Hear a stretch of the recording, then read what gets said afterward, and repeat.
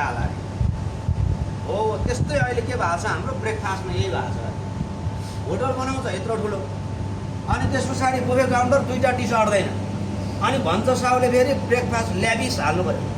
हाम्रो होटलको ब्रेकफास्ट खतरा हुनु पऱ्यो अब यही अहिले हामीले यहीँ सेट गऱ्यो नि यसलाई यहाँ अलग अलग राख्नुपर्ने ठाउँ कत्रो चाहिन्छ हो हामी सेफले यो चिजलाई पनि म्यानेज गर्नुपर्छ नत्र भने आफूले खाना राम्रो बनाउने हाल्ने ठाउँमै छैन भने कहाँ हाल्नु यो कन्डिसनलाई चिर्दै अहिले सुरुमा तालिम लिने बेलामै हामीले पर्फेक्ट चिज सिक्नु पऱ्यो है होटलमा यो प्रब्लम रहेछ यसलाई यसरी सोल्युसनमा ल्याउनु पर्ने रहेछ यो स्पेस एलोकेट यतिको हुनु पर्दोरहेछ यो सबै कुरा अहिले सुरुको फेजमै हामीले जान्यो भने भोलिको दिनमा हामीले काम गर्नलाई एजुकेटिभ सेफ भोलि म जस्तो मभन्दा ठुलो सेफ हुने बेलामा कुनै चिजमा हामीलाई कमी कमजोरी अरूले औल्याउनै पाइँदैन हो यति चाहिँ हामीले गर्नु पर्यो यो ब्रेकफास्ट सिकेर